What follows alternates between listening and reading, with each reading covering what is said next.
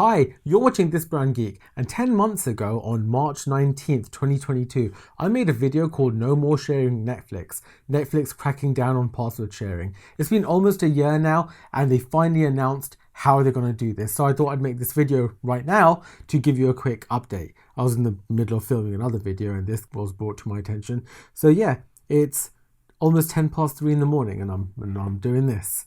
So let's get into it.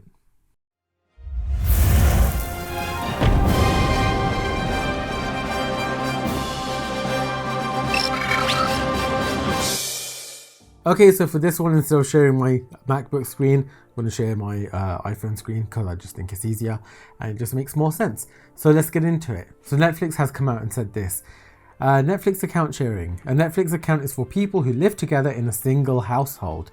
So sharing your Netflix with someone who doesn't live with you. People who do not live in your household will need to have their own account to watch Netflix. It's easy to sign up for Netflix, blah, blah, blah. When a device outside of your household signs into an account or is used persistently, we may ask you to verify that device before it can be used to watch Netflix or switch your Netflix household. We do this to confirm that the device using the account is authorized to do so.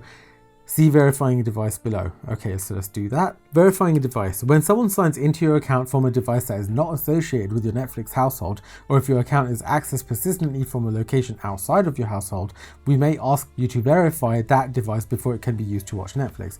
We do this to confirm that the device using the account is authorized to do so. To verify a device, they will email you a code. It's a 4-digit verification code, and you need to enter it on the device trying to access your account within 15 minutes, or you have to request a new code.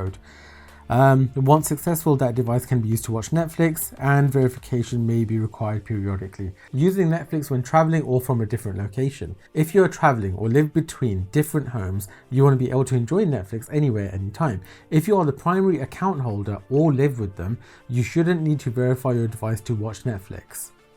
Okay, so your device is linked to you as the account holder, so you should be fine.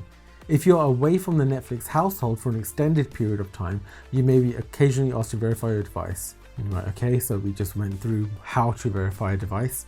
Turning off device verification. As long as the device being used to watch Netflix is using the internet connection in the primary account holder's household, we will not require verification. If a Netflix account is used by a device that is not associated with the primary account owner's household, the device will need to be verified before it can be used to watch Netflix. Okay, how Netflix detects devices within the household. We use information such as IP addresses, device IDs, and account activity from devices signed into the Netflix account. And blah, blah, blah, and the same number of people can watch as before. Okay, so this is concerning, and it's concerning for a couple of reasons. Now, they're saying, well, according to an article that I read before this, which I'll show you right here, it says, look, it says the Costa Rican Help Center states that devices must connect to the Wi-Fi at the primary location and watch something on Netflix at least once every 31 days. So firstly, how do they know which Wi-Fi network you're connecting to? Is it just by IP address? IP addresses can be dynamic, they can change. So what happens if your IP address changes? I guess you're at home, so you're logging in anyways. And then I started asking the question, what if they're just using the SSID, right? So let's say that you're sharing your Netflix with another household. Can you both just not have the same SSID on your Wi-Fi network? So if it is just detecting the SSID, like your network name, your Wi-Fi network name, would they then detect that as the same household? And then they're going on and on about location. But what if you're using a VPN? Lots of people I know use a VPN installed on their router. So if the VPN's installed on the router, then they're not sharing their location, or their location might change depending on what the VPN's connected to. So then would that flag it up? And would that stop them using their Netflix account, or would it keep bugging them to authorize this device? How does that work?